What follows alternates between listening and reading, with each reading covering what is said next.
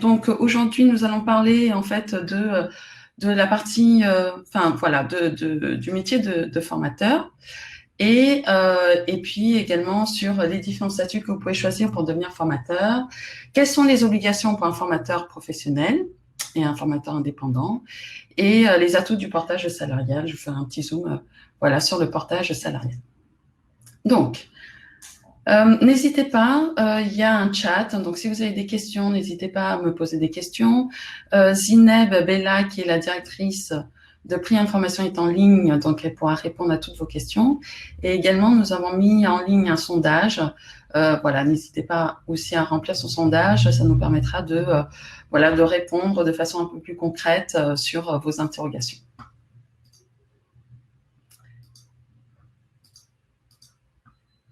Alors, lorsque vous souhaitez devenir formateur indépendant, vous avez Vous avez la création d'une entreprise individuelle, c'est-à-dire que vous exercez en votre nom propre. Et l'auto-entrepreneur est un régime de l'entreprise individuelle. Vous avez la société unipersonnelle, c'est-à-dire que vous allez créer votre société en étant le seul associé. Donc là, vous allez créer une personne morale, ou vous pouvez opter pour le portage salarial, qui est un dispositif qui vous permet d'allier la sécurité et la flexibilité. Donc, on en parlera tout à l'heure. Alors, qu'est-ce qu'une entreprise individuelle? Alors, une entreprise individuelle, c'est vous. Vous n'allez pas créer une société, donc vous n'allez pas créer une personne morale, puisque l'entreprise est vous-même. La constitution et le fonctionnement sont très simples. Par contre, vous avez une responsabilité qui est illimitée. Ça veut dire que, en fait, quand vous exercez en votre nom propre, vos patrimoines personnels et professionnels sont confondus. Donc, vous allez être responsable des dettes de votre entreprise sur l'ensemble de vos biens, y compris ceux qui ont été acquis avec votre conjoint. Par contre, l'État a mis en place en fait un dispositif, un régime qui s'appelle l'EIRL, à ne pas confondre avec l'UIRL, qui vous permet en fait de vraiment d'affecter un patrimoine pour votre activité professionnelle. Donc, ça veut dire que professionnel et personnel. Et les créanciers professionnels ne peuvent pas poursuivre ce patrimoine affecté. Par contre, ils peuvent poursuivre le patrimoine non affecté. Voilà. Et ce qu'il faut savoir, c'est que votre logement principal est insaisissable. Donc, vous pouvez opter pour l'EIRL, que vous soyez en entreprise individuelle simple ou en entreprise individuelle avec le micro-régime de l'auto-entrepreneur. Alors, qu'est-ce qu'un auto-entrepreneur? En fait, un auto-entrepreneur, c'est une entreprise individuelle et vous pouvez la créer en ligne de façon très simple sur le site de l'URSSAF. Ça se fait vraiment en ligne, ça coûte rien et c'est une déclaration que vous allez faire. Donc, c'est une entreprise individuelle avec ou sans l'option EIRL. Et pour bénéficier en fait de ce régime, vous avez des plafonds à ne pas dépasser. C'est-à-dire que vous avez un seuil de chiffre d'affaires jusqu'à 72 600 € pour les prestations de services. Donc, c'est le cas de la formation professionnelle. Et donc, les avantages sont les suivants. L'idée, c'est, en fait, l'État a mis en place l'auto-entrepreneur en 2008. L'idée, c'était de simplifier la création et la gestion d'une entreprise en permettant en fait à chaque indépendant de pouvoir avoir une contribution unique au lieu de verser les cotisations sociales d'un côté, l'impôt sur le revenu de l'autre, les taxes, etc. et tout englobé dans une contribution unique. Donc, c'est décomposé de la façon suivante. Les cotisations sociales sont de 23% au lieu de 45% en entreprise individuelle. Et par contre, si vous bénéficiez de l'ACRE, l'aide à la création d'entreprise, les cotisations sont à 11%, voilà, pendant un an uniquement. Et si vous aviez créé votre société avant 2020, l'ACRE était sur 3 années, 5,5% la première année, 16,5% la deuxième année, 19,8% la troisième année, pour ensuite passer à 23%. L'avantage de l'auto-entreprise, c'est que vous n'avez pas de TVA facturée jusqu'à 34 400 € de chiffre d'affaires. Et vous avez un abattement de 34% de votre chiffre d'affaires pour l'impôt sur le revenu. C'est-à-dire que vous allez être taxé, en fait, vous allez payer l'impôt sur le revenu sur la base du barème IR, qui est un barème progressif, et l'État va prendre votre chiffre d'affaires, va faire un abattement de 34%, et c'est ce montant final qui sera utilisé pour calculer votre IR. Ce qu'il faut savoir, c'est que l'abattement de 34% représente en fait vos frais professionnels. Voilà, donc tout est forfaitisé de cette façon-là. Alors, les inconvénients de l'auto-entrepreneur. Alors, un des inconvénients de l'auto-entrepreneur, c'est la cotisation de la sécurité sociale des indépendants. Donc, aujourd'hui, si vous voulez, tous les salariés, ils cotisent à l'URSSAF. Lorsque vous êtes en auto-entrepreneur, vous allez cotiser au SSI, qui s'appelle la sécurité sociale des indépendants. C'est le nouveau nom du RSI. Si votre chiffre d'affaires dépasse 72 500 €, vous allez perdre le bénéfice de l'auto-entreprise et donc vous allez être taxé à hauteur de 45%. Sachant que l'État vous permet de dépasser pendant 2 années consécutives. Voilà. À partir de 34 400 €, vous allez être collecteur de TVA, donc c'est-à-dire que vous allez facturer la TVA. Attention, c'est vraiment à l'euro près. C'est-à-dire que si vous avez facturé, je sais même 33 000 € et que vous avez une facture de 3 000 €, et ben, il faut vraiment différencier 1 000 € pour arriver aux 34 400 € et puis voilà les 2 000 € restants avec la TVA. Donc voilà, c'est une comptabilité à tenir. Votre patrimoine personnel et professionnel sont confondus. Et pour exercer votre activité, vous allez devoir prendre des assurances. Donc, par exemple, la RC Pro qui permet de protéger votre activité. Vous n'avez pas de cotisation chômage puisque vous ne bénéficiez pas de bulletin de salaire et vous ne bénéficiez pas de la retraite des salariés. Et le gros inconvénient de l'auto-entrepreneur, c'est vraiment les frais. En fait, en auto-entreprise, quand vous allez avoir un abattement de 34% pour les prestations de services, vous ne pouvez pas passer vos frais en charge puisque ces 34% remplacent vos frais. Donc, si vous avez beaucoup de frais dans le cadre de votre activité, voilà, c'est un point à réfléchir, mais en même temps, l'auto-entreprise est vraiment très simple à créer, très simple à mettre en œuvre. Le coût des cotisations sont assez faibles. Donc, voilà, c'est quand même un statut qui est assez intéressant pour celles et ceux qui veulent se lancer rapidement. Alors, vous pouvez créer une société. Donc, soit vous êtes en unipersonnel, c'est-à-dire que vous êtes seul gérant, seul associé, soit vous pouvez créer la société à plusieurs. Donc, pour la société, vous allez créer une personne morale. Donc, vous allez créer une société distincte juridiquement de vous. Voilà. Donc, vous allez créer des statuts qui est en fait un contrat qui fixe les règles et les fonctionnements de la société. Vous allez devoir apporter un minimum de biens ou d'argent, donc qui est le capital social de la société, donc ce qui n'existe pas pour l'entreprise individuelle ou pour l'auto-entrepreneur. La société va disposer de son propre patrimoine, d'accord? Donc, du coup, il y a vraiment une vraie différenciation entre la société personne morale et vous en tant que dirigeant. Donc, vos biens sont à l'abri, sauf si vous êtes, vous signez des garanties, mais sinon, vos biens sont à l'abri. Vous devez respecter un certain nombre de formalismes, avoir des assemblées générales. Vous êtes obligé de domicilier votre entreprise, donc avoir un siège social.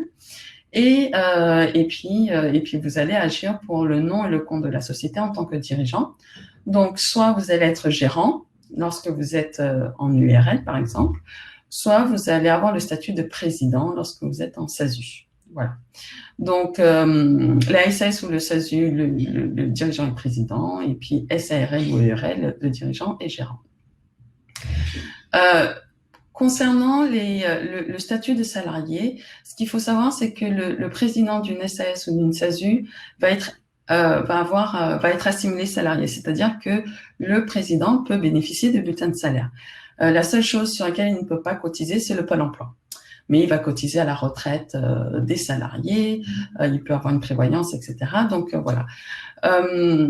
Pour la partie gérant, lorsque vous êtes gérant minoritaire d'une SARL, vous pouvez bénéficier du statut de salarié, mais à partir du moment où vous êtes seul ou majoritaire, vous ne serez pas salarié. Donc, le statut du dirigeant et l'imposition. Donc, j'en parle rapidement. Donc, la SAS ou la SASU, vous êtes président, vous êtes assimilé salarié, vous bénéficiez de toute la protection du salariat, donc sauf le Pôle emploi, parce que le Pôle emploi considère que vous n'avez personne au-dessus de vous et qu'il n'y a pas de lien de subordination. Donc voilà, vous ne pouvez pas prétendre au chômage. Donc de toute façon, ça ne sert à rien de cotiser. Vous êtes imposé sur le revenu, donc c'est-à-dire que comme vous allez vous verser des bulletins de salaire, vous êtes imposé sur l'IR sur la base de vos bulletins de salaire, et par contre la société va être imposée sur la base de ses bénéfices. Lorsque vous êtes en SARL ou en URL et que vous êtes gérant seul ou majoritaire, vous allez être considéré comme un TNS, c'est-à-dire un travailleur non salarié. Dans ce cas-là, vous n'allez pas bénéficier de bulletin de salaire et votre société est imposée sur l'IR sur la base de ses bénéfices. Voilà.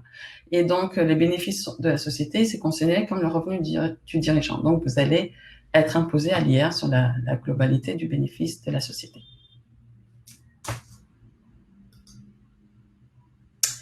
Alors, ce qu'il faut savoir, c'est que quand vous êtes en TNS ou en entreprise individuelle, et là, je ne mets pas l'auto-entreprise, parce que l'auto-entreprise, vous êtes taxé à 22-23% de cotisation sociale au lieu de 45%, vous allez donc cotiser au SSI, qui est la Sécurité sociale des indépendants. Donc le SSI l'ancien nom était le RSI. Le nom a été changé il y a quelques années, il y a à peu près 3 ans, justement pour essayer d'uniformiser, parce que il y a eu beaucoup d'indépendants qui avaient discuté avec l'organisation du RSI, notamment la mise en place de l'échéancier. Et en 2020, c'était pour préparer aussi la mise en place de nouveaux interlocuteurs, donc la CPAM, la CARSAT pour l'assurance retraite et l'URSSAF. Donc vous allez cotiser au SSI, puis c'est le SSI qui va transférer les fonds pour chaque caisse. Donc, ce qu'il faut savoir, c'est que ça se passe mieux, sauf que l'échéancier est toujours aussi compliqué pour les indépendants. Donc, comment ça se passe? C'est un calendrier trimestriel. De janvier à juin de l'année en cours, donc par exemple de janvier à juin 2020, vous allez payer des acomptes basés sur les revenus de l'année N-2, c'est-à-dire des revenus que vous avez réalisés en 2018. En mai, vous allez faire votre déclaration annuelle et vous allez déclarer vos revenus de l'année 2019, d'accord? Et de juillet à décembre, vous allez avoir un nouvel échéancier basé sur l'année 2019 avec un rattrapage de ce qui a été versé et une régularisation entre les revenus de 2017 et 2019, et etc., etc. Donc voilà, donc c'est pour ça que comme ce sont des déclarations, des acomptes, des échéanciers sur les années passées, c'est quand même assez compliqué, surtout si par exemple vous avez une année, par exemple cette année vous avez très peu d'activité à cause du Covid et qu'il y a 2-3 ans vous avez une grosse activité, et bien cette année vous allez devoir payer votre échéancier sur la base de 2018 où vous avez une très bonne activité. Donc nous ce qu'on préconise, c'est vraiment de mettre 50% de vos revenus de côté, justement pour payer le RSI. C'est pour ça que beaucoup d'indépendants ont des difficultés au bout de 3 ans. En fait, c'est la 3e année où on commence à payer nos cotisations de l'année d'il y a 3 ans, il y a 2 ans, etc. Donc voilà, c'est pour ça qu'il y a toujours la règle des 3 ans pour les travailleurs indépendants. Alors, quelles sont les obligations lorsque vous voulez devenir formateur indépendant? Alors, la première chose, vous devez créer votre entreprise, soit une entreprise individuelle, donc en votre nom propre, soit une micro-entreprise qui est le nouveau nom en fait de l'auto-entrepreneur, d'accord? Et donc là, vous faites votre déclaration en ligne, soit vous allez créer votre société et faire toutes les démarches nécessaires, c'est-à-dire rédiger vos statuts, mettre un capital social, ouvrir un compte bancaire professionnel, faire le dépôt au greffe, faire l'annonce légale, etc., etc. Voilà, donc c'est assez coûteux, c'est pas anodin comme coût, puisque par exemple l'annonce légale coûte entre 200 et 300 € en fonction des mots en fait que vous allez mettre sur votre annonce. Ensuite, la formation professionnelle est une activité qui est réglementée. Donc, il va falloir que vous ayez plusieurs choses, c'est-à-dire un numéro d'enregistrement, que vous déclarez votre activité. Donc, pour ce faire, vous devez avoir une première convention de formation avec un client. Donc, vous devez signer un premier contrat avec un client. Et au bout des 3 mois suite à la signature de cette première convention, vous devez réaliser une démarche initiale d'activité de formation auprès de la directe. Donc, vous allez monter un dossier que vous allez envoyer à la directe pour obtenir le numéro d'agrément, votre numéro d'enregistrement d'organisme de formation. Parce que à partir du moment où vous allez faire des formations professionnelles, vous devez avoir votre propre numéro d'enregistrement d'organisme de formation. Donc, pour ce faire, vous allez devoir remplir un document CERFA, qui est le 10782-04. Vous devez envoyer la copie de la première convention que vous avez réalisée avec un client, le programme de formation. Vous devez envoyer la liste de tous les formateurs ou vous-même, si vous êtes seul dans votre société, avec votre CV, avec les qualifications, pour montrer que voilà, vous avez l'expertise nécessaire pour faire les formations. Envoyer un extrait CABIS ou un certificat d'inscription à l'INSEE dans le cadre justement de l'auto-entreprise ou de l'entreprise individuelle. Et un casier judiciaire, bulletin numéro 3 du dirigeant. Et la copie des statuts si nécessaire. Au bout de 30 jours, la directe vous délivre en fait votre numéro d'agrément. Voilà. Mais à partir du moment où vous avez déposé le dossier, vous pouvez commencer à exercer votre activité. Et sur les conventions de formation, vous devez mettre que l'enregistrement est en cours. Voilà, donc c'est voilà, la démarche à effectuer pour faire votre déclaration initiale d'activité de formation. Ensuite, quelle est l'obligation d'un formateur indépendant? C'est de faire son bilan pédagogique et financier chaque année. De mémoire, c'est en avril. Avec le Covid, ça a été repoussé en juillet, je crois, cette année. Mais chaque année, vous devez faire ce bilan pédagogique et financier. Vous allez déclarer, en fait, votre activité de l'année dernière, le chiffre d'affaires, les formateurs qui ont travaillé pour vous ou avec vous.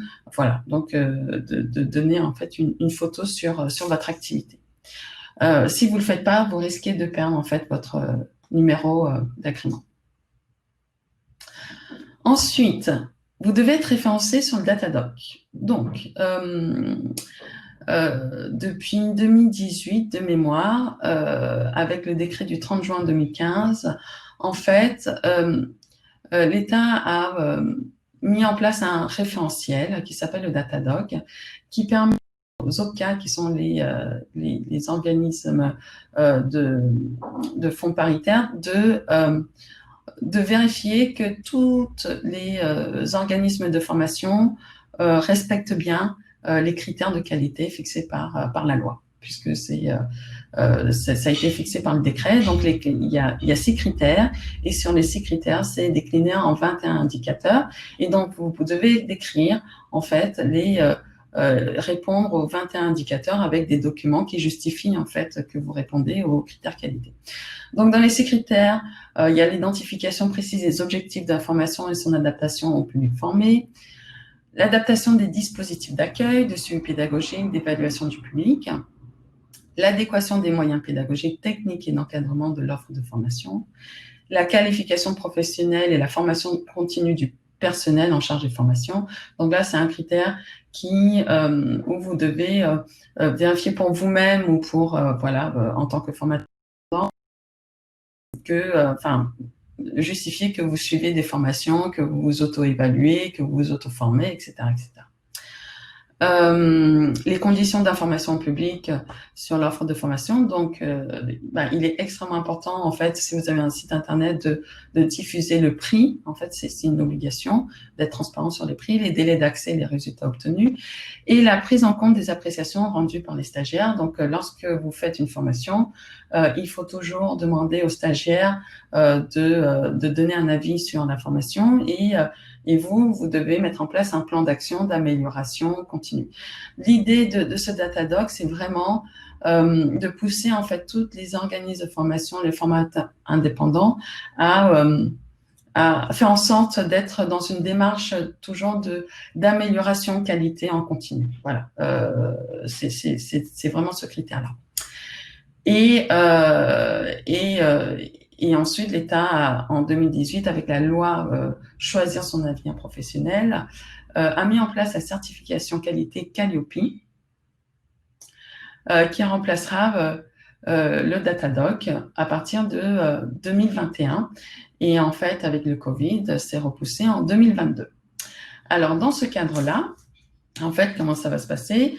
Vous devez passer une certification auprès d'un certificateur qui a été agréé par l'État. Donc, il y en a plusieurs qui vont faire un audit en fait sur vos pratiques, sur vos documents, sur votre organisation, vos process, etc., pour vérifier que vous respectez bien les critères qualité. Donc là, c'est beaucoup plus contraignant que le Datadoc, puisque le Datadoc, c'est du déclaratif, alors que la certification qualité Calliope, c'est vraiment un certificateur qui va venir, qui va vérifier que dans les faits, vous respectez bien tous les critères. Voilà. Donc, de mémoire, c'est 2-3 000 euros, en fait, pour passer la certification.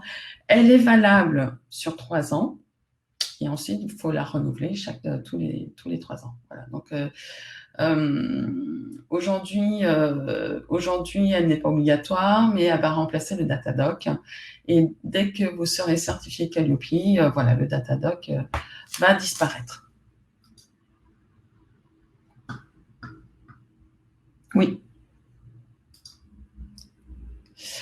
Alors, quelles sont les obligations pour le formateur indépendant? Donc, en tant que société, vous allez avoir une responsabilité civile et professionnelle, d'accord, qui est indispensable à toute société. Vous devez avoir une assurance multirisque professionnelle pour vos locaux, d'accord, si vous avez des locaux. Et vous pouvez mettre en place, c'est l'obligation légale, ce qui est la mutuelle qui est obligatoire pour les salariés. Vous avez des assurances qui sont optionnelles, qui est l'assurance de perte d'exploitation. Donc, typiquement, ce qu'on vit avec le Covid, où l'assurance peut prendre en charge la perte de la marge brute et des charges fixes de l'entreprise suite à l'arrêt de l'activité due à un sinistre. Vous avez des assurances optionnelles qui est l'assurance des personnes, donc la prévoyance, la retraite complémentaire et l'assurance chômage. Alors, ce qu'il faut savoir, c'est que lorsque vous êtes dirigeant indépendant, donc auto-entrepreneur, entrepreneur individuel, gérant d'une URL, SARL ou président d'une SASU ou d'une SAS, vous ne pouvez pas cotiser au Pôle emploi. Vous ne cotisez pas à l'assurance chômage. Par contre, il existe des assurances qui existent, des assurances privées, mais qui coûtent excessivement cher. Moi, typiquement, je ne l'ai pas mis en place. Mais avec la loi Choisir son avenir professionnel, les entrepreneurs peuvent maintenant prétendre à des allocations de 800 euros par mois pendant 6 mois, après avoir liquidé la société, et si le chiffre d'affaires a été supérieur à 10 000 euros. Donc, il faut que votre chiffre d'affaires soit supérieur à 10 000 euros, et il faut que vous ayez fermé votre auto-entreprise ou une entreprise individuelle, et ça c'est assez simple, ou liquider votre URL ou votre SASU, et là c'est un peu plus compliqué. Puisque une liquidation, il y a beaucoup de formalités, ça coûte assez cher, etc. Donc, mais ça existe, donc c'est quand même, c'est quand même quelque chose qui est intéressant, mais c'est uniquement 800 euros par mois pendant 6 mois.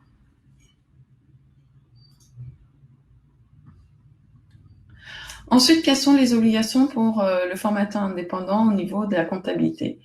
Lorsque vous êtes en micro-entreprise, c'est-à-dire auto-entrepreneur, vous allez devoir tenir le journal des dettes et le registre des achats.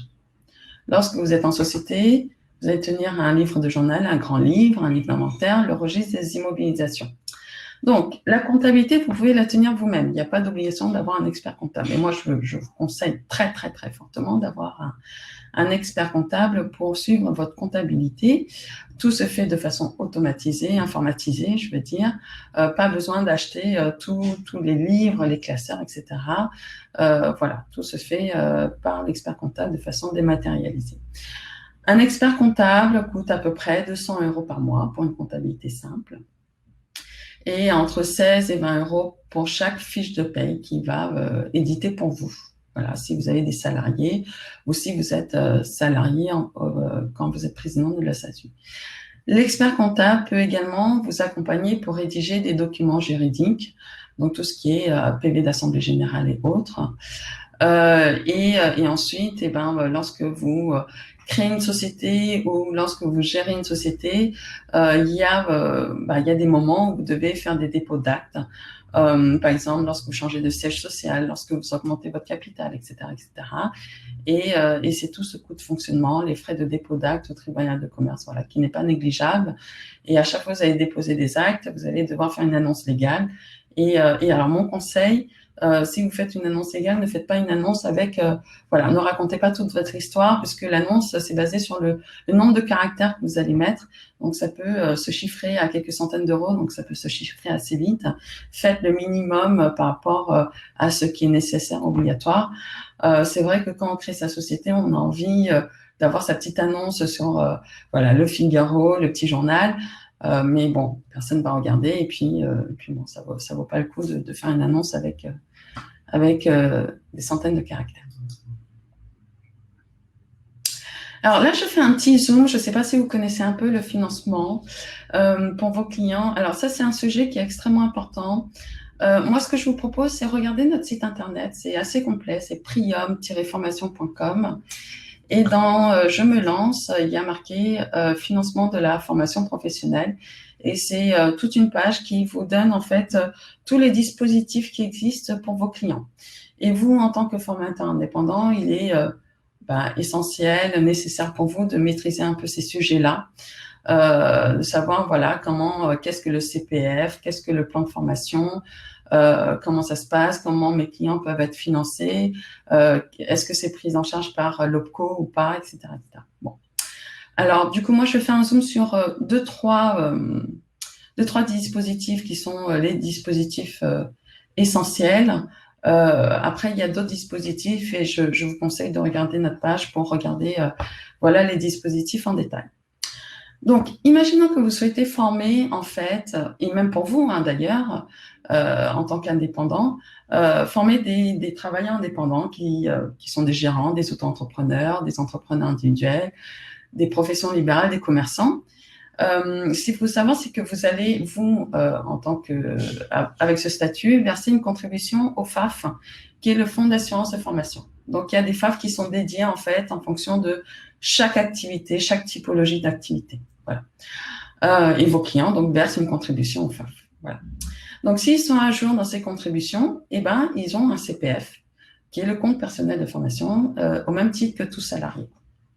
Donc, le CPF, en fait, chaque entrepreneur et chaque salarié va bénéficier de 500 € de CPF par an s'ils ont travaillé plus d'un mi-temps conventionnel. Donc, qu'ils soient à temps plein ou à mi-temps, ils vont bénéficier d'un crédit de 500 €. Ensuite, ça peut monter à 800 € si ce sont des personnes qui sont au Pôle emploi ou qui sont en recherche, qui sont à un statut handicapé, etc. Donc, il y a certains critères qui permettent de bénéficier en fait d'un montant un peu plus élevé. Mais sinon, la règle générale, c'est 500 €. Et le CPF est plafonné à 5 000 € au maximum. Donc, ça veut dire que si la personne a acquis 500 € tous les mois et a atteint 5 000 € de plafond, il ne pourra pas avoir plus que cumulé. Il faudrait qu'il dépense en fait son argent dans le compte personnel de formation. Donc, le CPF, il remplace le DIF. Et avant, c'était des heures.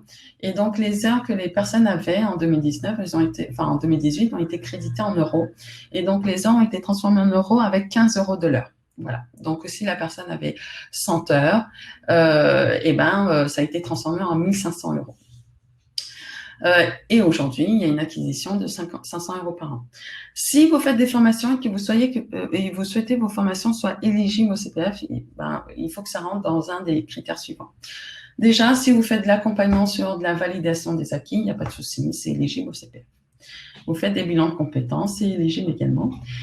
Et si vous faites des formations qui sont en lien à la création ou à la reprise d'entreprise, c'est éligible au CPF. Ensuite, il faut que ce soit des formations qui aboutissent à une certification inscrites au RNCP. Le RNCP, c'est le répertoire national des certifications professionnelles. Ou sinon, que votre formation aboutisse à une validation d'un bloc de compétences d'une partie en fait de la certification inscrite au RNCP. Donc pas toute la certification, mais un bloc de compétences sur cette certification. Ou qui aboutissent à une certification ou une habilitation enregistrée au répertoire spécifique qui correspond à des compétences professionnelles complémentaires aux certifications professionnelles. Donc, par exemple, je sais pas moi, des formations en langue, voilà, qui aboutissent au TOEIC, au TOEFL, etc. Et les formations éligibles sont l'obtention du permis B ou du permis poids lourd. Voilà. Donc ça, ce sont vraiment toutes les formations ou les accompagnements éligibles au CPF pour vos clients.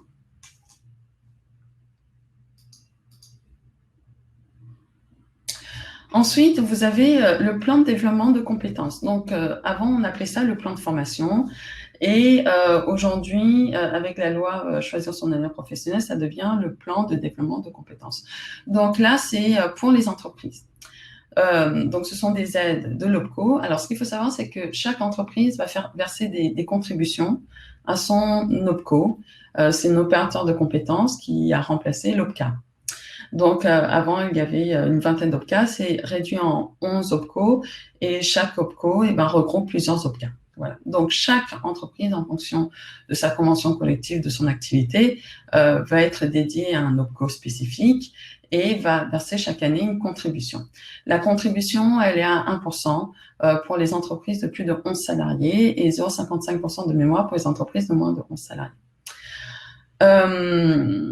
Donc, du coup, chaque société va verser cette contribution et l'OPCO a un fonds mutualisé et puis va accompagner en fait des sociétés pour que ces sociétés forment leurs salariés. Donc, si vous êtes formateur pour des salariés et que vous signez une convention de formation avec une entreprise particulière, l'entreprise peut potentiellement proposer peuvent obtenir des subventions auprès de leur OPCO. Voilà. Donc, j'espère que je suis claire. Donc, alors, pour pouvoir bénéficier de ça, il faut que leur formation, ça soit une acquisition de compétences qui soit utilisable dans le cadre des fonctions du salarié ou dans le cadre d'une évolution. Ça, c'est le premier point. Ou ça soit du développement de compétences qui permet au salarié d'évoluer dans sa carrière, que ce soit au sein de l'entreprise, hors d'entreprise. Donc, c'est l'acquisition de compétences ou développement de compétences acquises et de nouvelles compétences. Bon. Alors, maintenant, quelles sont les sociétés qui sont éligibles? Si votre client a moins de 50 salariés, il n'y a pas de souci. Ils sont éligibles jusqu'à un plafond, jusqu'à un certain montant. L'OPCO peut accompagner sur la prise en charge de la formation. Par contre, les entreprises de plus de 50 salariés ne sont plus éligibles avec le versement de 1% et ils doivent faire un versement volontaire en plus de 1% qui est considéré presque comme une taxe aujourd'hui pour eux pour pouvoir bénéficier en fait d'accompagnement sur le plan de formation, le plan de développement de compétences de leurs salariés. Ensuite, il y a d'autres dispositifs qui existent. Il y a le congé de transition professionnelle. L'idée, c'est d'accompagner les entreprises et les salariés qui souhaitent faire une reconversion professionnelle, voilà, en même temps que travailler. La reconversion promotion par l'alternance, ProA, et il y a des dispositifs aussi pour les demandeurs d'emploi. Donc n'hésitez pas à consulter notre site pour avoir un peu plus de détails sur ces différents dispositifs pour vos clients. Alors, maintenant, je vais faire un petit zoom sur le portage salarial. Donc, il reste 10 minutes, un quart d'heure pour vous présenter tout ça. Alors, le portage salarial, c'est un mode d'emploi qui existe depuis de nombreuses années, qui est encadré par la loi, qui a évolué, qui a sa convention collective depuis 2017.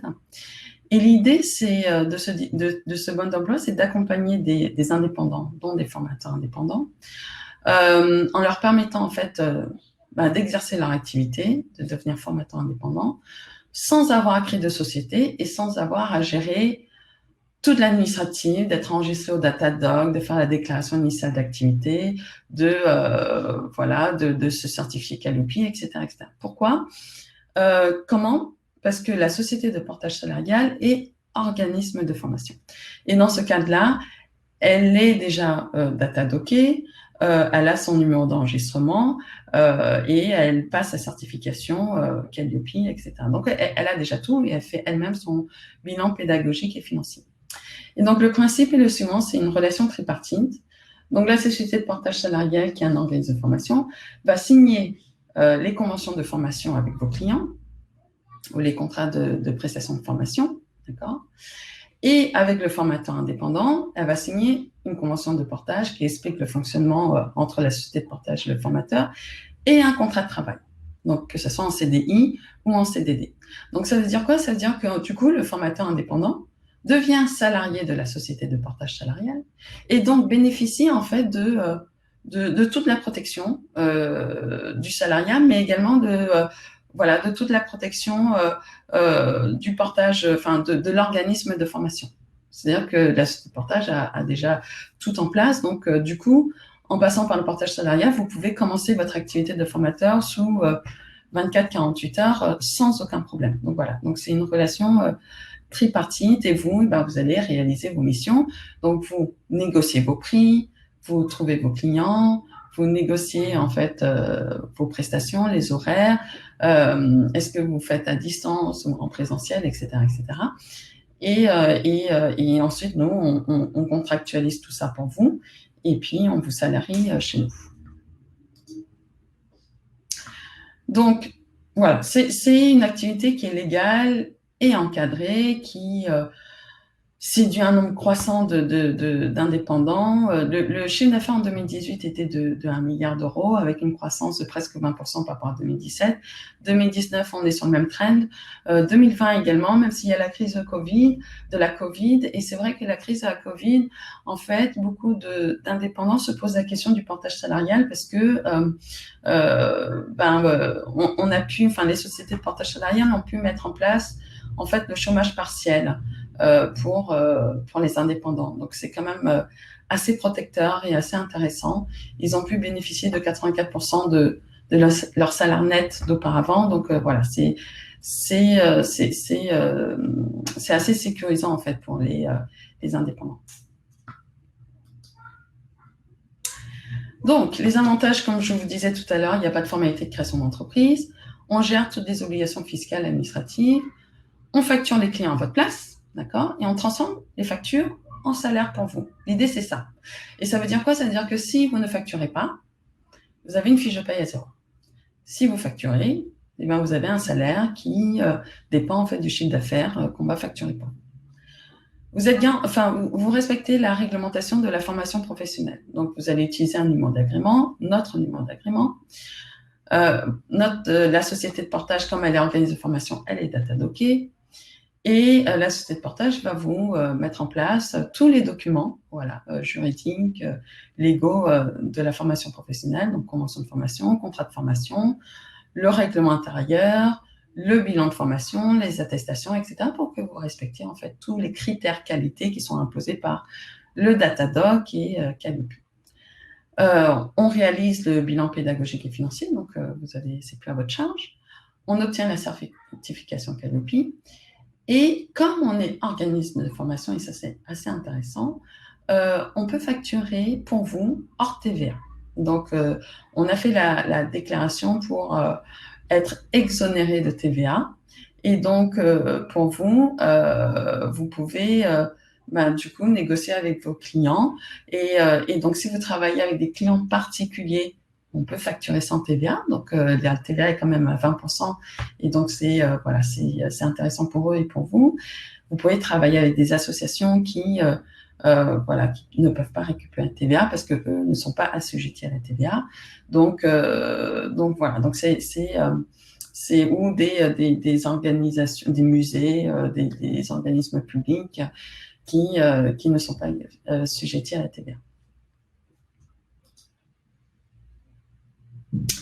Alors, la sécurité financière, vous n'avez pas d'engagement du patrimoine personnel parce que vous êtes salarié et vous avez un salaire versé tous les mois, indépendamment des versements de vos clients. Donc, nous, Prix Information, on a fait le choix de vous verser la totalité de votre salaire à partir du moment où on facture votre client.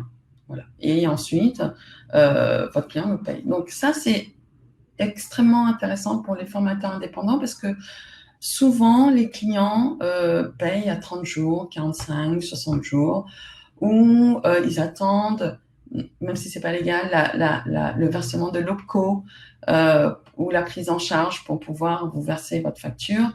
Donc, du coup, le portage salarial, enfin, ça dépend des sociétés, mais nous, on a fait le choix de vous proposer cette sécurité. Ben, on vous verse l'intégralité de votre salaire tous les mois. Et on se charge du recouvrement des factures. Vous êtes couvert par la RC Pro, souscrite par la société de portage, donc vous n'avez pas de RC Pro à prendre. Vous bénéficiez de l'assurance chômage, donc comme vous êtes salarié, vous cotisez aux URSSAF, donc vous cotisez à l'assurance chômage, à la mutuelle d'entreprise, vous avez une prévoyance en cas de décès, invalidité, et vous cotisez au régime de la retraite des salariés.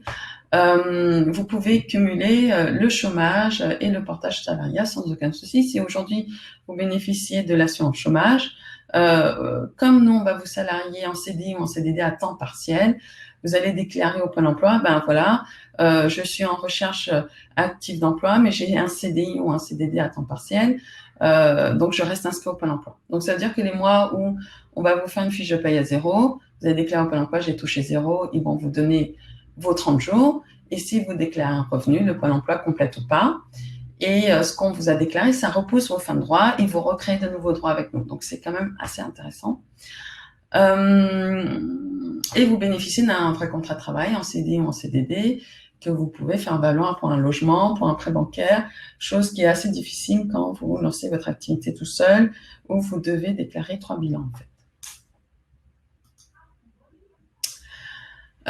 Donc, alors, quelque chose qui est intéressant que nous avons mis en place pour nos formateurs, c'est la structure administrative, sociale, juridique, on vous accompagne, mais surtout sur la partie commerciale. Donc, on gère la relation client avec vous, si vous avez besoin qu'on conseille vos clients sur les prises en charge et autres. Comme c'est Prix Information, organisme de formation qui facture, nous sommes en relation avec les OCO, donc quand même, ça vous décharge d'un gros sujet administratif. Si vos formations sont éligibles au CPF, on va les mettre sur EDOF, voilà, pour que vos stagiaires puissent choisir vos formations. Et Prix Information a mis en place en ligne sur notre site un catalogue de formations et on met en avant toutes les formations de nos salariés portés. Et on fait de la publicité pour vous. Pour tous les salariés portés qui viennent et qui le souhaitent, on rédige un article sur eux, on vous met en avant sur nos réseaux sociaux, etc. etc. Donc voilà, c'est un accompagnement qui n'est pas négligeable et qui est assez intéressant pour les formateurs indépendants. Vous déléguez tous les aspects administratifs pour vous concentrer sur votre valeur ajoutée qui est réaliser vos formations, constituer vos formations, prospecter vos clients et faire vos formations. Voilà. Et puis, vous bénéficiez du réseau des portés parce qu'il peut arriver que des formateurs soient overbookés et puis recherchent dans notre réseau d'autres formateurs. Et puis, voilà, ça peut créer aussi du business, ça peut créer une dynamique entrepreneuriale entre les portées. Nos prix information vous remboursent les frais professionnels jusqu'à hauteur de 30%. Donc, du coup, comment ça se passe en fait? Si vous voulez, votre chiffre d'affaires est transformé en salaire. Avec Prix Information, comme on a une taxe de salaire à payer puisqu'on est exonéré de TVA, ça correspond à peu près à 45% du chiffre d'affaires, c'est du salaire net. D'accord?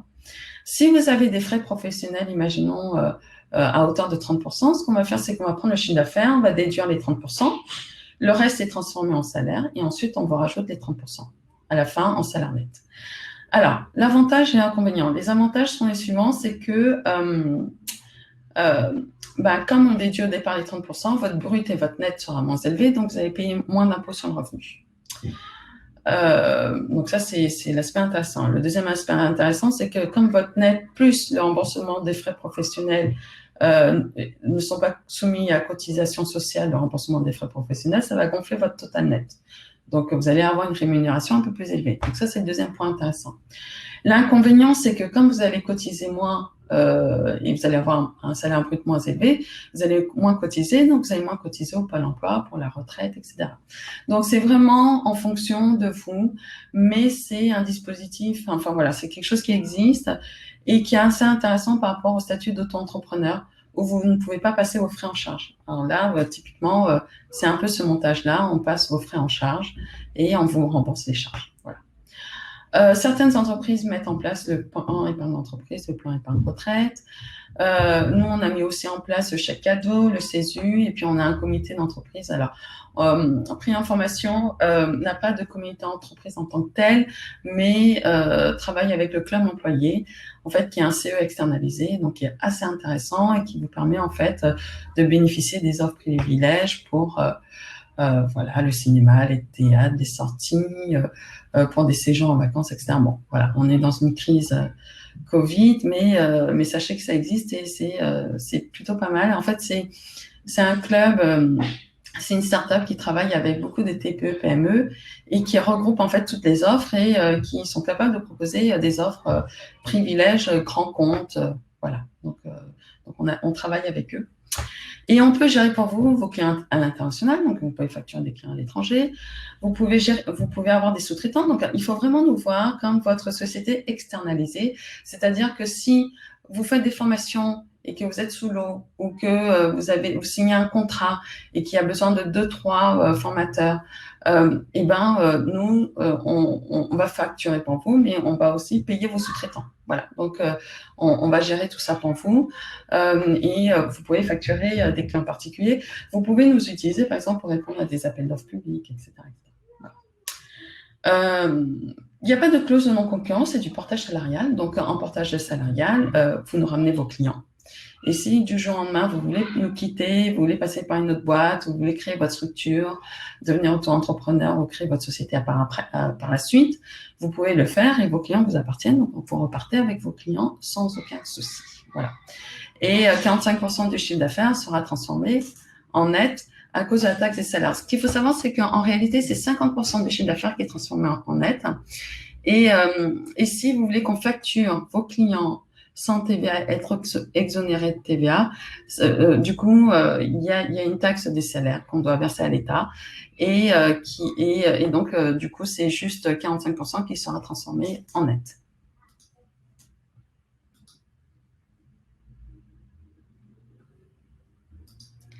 Alors, concernant le chômage et le portage salarial, donc là, je vous ai fait un petit zoom rapide. Excusez-moi. Je vous ai fait un petit zoom rapide. Mais c'est comme je vous disais, c'est-à-dire que vous pouvez cumuler le chômage et le portage salarial. Vous pouvez déclarer un salaire chez nous et le Pôle emploi complète ou pas. Si vous avez un très gros salaire, le Pôle emploi ne va pas compléter, mais va décaler vos fins de droits de 30 jours et vous recréez de nouveaux droits avec nous. Donc, c'est assez sécurisant. Vous pouvez télécharger cette présentation, je l'ai mis en téléchargeable, donc n'hésitez pas. Et voilà. Et si vous avez des questions, n'hésitez pas à nous poser toutes les questions ou à nous contacter par mail. Alors, donc là, c'est juste un petit résumé par rapport à ce que je disais toute la présentation. Donc, l'auto-entrepreneur, c'est simple, c'est rapide, les cotisations sociales sont allégées, vous êtes à 22-23% de cotisations sociales au lieu de 45%. Les formalités comptables sont simplifiées. Attention, moi, si vous dépassez le plafond, je ne vous conseille pas de rester en entreprise individuelle. Vous restez à 45%, vous n'avez aucune protection.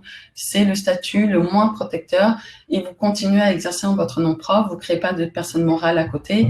Donc voilà, c'est très peu protecteur. L'inconvénient, c'est que du coup, le chiffre d'affaires est plafonné. Vous n'avez pas de possibilité de déduire les frais professionnels puisque vous avez un abattement de 34%. Vous avez une responsabilité illimitée et puis ensuite, pour pouvoir exercer votre activité de formation, vous devez avoir un numéro d'agrément, être référencé au Datadoc, faire votre bilan pédagogique, être certifié Qualuppi en 2022. vous n'avez pas de protection sociale et vous avez des assurances à souscrire. Bon, voilà. Donc ça, c'est les inconvénients. La société unipersonnelle, c'est-à-dire une EURL ou une SASU, vous n'avez pas de chiffre d'affaires plafonné, hein, autant de chiffre d'affaires que vous voulez. Vous pouvez déduire vos frais professionnels sans aucun souci et votre responsabilité est limitée puisque vous différenciez bien vous de la personne morale. Par contre, la création est beaucoup plus complexe que l'auto-entreprise et assez coûteuse. Vous avez une comptabilité à tenir et puis après, vous avez toutes les démarches nécessaires en tant qu'organisme de formation, le numéro d'agrément, le Datadoc, etc., etc. Le portage salarial, donc la mise en place chez nous est rapide, en moins de 24 heures, tout est mis en place. Vous avez la protection sociale, donc vous bénéficiez de l'assurance chômage, de la retraite, etc. On a mis des avantages entreprises pour vous, j'en parlais tout à l'heure. Vous avez des bulletins de salaire tous les mois. Vous n'avez pas de démarche administrative à accomplir, rien à faire, et vous bénéficiez de tout de toute notre structure, c'est-à-dire notre numéro d'agrément, notre Datadoc, notre certification Calliope. Si vos formations sont éligibles au CPF, on va vous enregistrer sur le head-off. On gère la relation avec vos clients si vous souhaitez, on les conseille, on est en relation avec les OPCO puisque c'est le client qui demande des subventions OPCO avec une subvention de paiement ou pas, Donc, et vous êtes couvert par toutes nos assurances parce que vous êtes salarié, donc du coup vous n'avez plus aucune assurance à prendre parce que vous bénéficiez de nos assurances. L'inconvénient, le gros inconvénient, c'est les cotisations sociales. Vous allez, ce qu'il faut savoir, c'est qu'autour de 40-45% de votre chiffre d'affaires sont les cotisations sociales. Ce sont les cotisations, de toute façon, qui sont incompressibles pour tout salarié, qui sont les cotisations salariales et patronales, qui représentent en fait vos cotisations à la retraite, au Pôle emploi, etc., etc. Donc, c'est exactement les mêmes cotisations. Et puis, ensuite, il y a les frais de la société de portage et Prium Formation, nos frais de gestion sont à 8%. Donc après, il faut échanger avec Zineb par rapport à votre projet, etc. Il se peut aussi que vous n'ayez pas besoin de l'organisme de formation Prium Formation. Dans ce cadre-là, on est un peu moins cher et on peut vous passer sur une autre de nos sociétés qui s'appelle Prium Portage, qui est une société sœur de Prium Formation. Donc voilà, tout ça, c'est du sur-mesure qui a discuté et a échangé avec notre équipe. On s'engage à vous répondre sous 24 heures. Vous avez un gestion dédié. C'est totalement transparent. Enfin, on s'engage à une transparence totale. Vous suivez votre compte d'activité en ligne. On a un extranet qui est assez bien fait. Vous allez tout voir, tous vos contrats, les factures, les notes de frais, vos salaires, tout. Voir si les clients ont payé, etc., etc. On vous verse avant le 5 du mois. Et vous avez un salaire tous les mois, même si vos clients n'ont pas payé. Donc, c'est assez intéressant. Et enfin, je vous donne du coup nos coordonnées. Donc, nous sommes basés à Paris, Bordeaux et Lyon. Sachant que, avec la crise de la Covid, beaucoup de gens sont aussi en télétravail. Donc, on est extrêmement disponible, que ce soit par mail, par téléphone, en ligne, etc. Tout est dématérialisé chez nous. Donc, on peut faire tout en signature électronique. Avec vos clients s'ils acceptent, tout est en signature électronique. Vraiment, c'est pour ça que le process est assez court et que tout peut se mettre en place sous 24 heures. Donc, le siège social est dans le 14e à Paris. Vous pouvez nous contacter à contact@prium-formation.com et ou zineb.bella@priumformation.com, prium-formation.com, qui est la directrice de Prium Formation qui a eu l'occasion d'échanger avec vous sur le chat, c'est ce que je vois. Donc, après, si vous souhaitez faire des simulations, n'hésitez pas, vous allez sur notre site, vous avez un simulateur, vous nous envoyez nos éléments, on vous envoie les simulations par rapport à votre situation. Notre site est assez complet, donc n'hésitez pas à regarder. On parle de la réforme de la formation professionnelle, on parle du portage, on parle des différents statuts, on parle de notre offre pour les formateurs indépendants. Et vous pouvez regarder prium-portage.com, qui est la société sœur, qui parle aussi d'autres sujets sur l'entrepreneuriat. Donc n'hésitez pas. Donc j'espère que ce webinaire a été clair et que ça a répondu à vos attentes. Voilà, donc je vous dis à très bientôt. Le PDF est téléchargeable et la présentation, je crois, est enregistrée, donc vous pouvez la revoir avec voilà, les coups de fil que j'ai eus, les petits à côté du live et du direct. Donc, je vous souhaite une très bonne journée à toutes et à tous et je vous dis à très bientôt. Merci.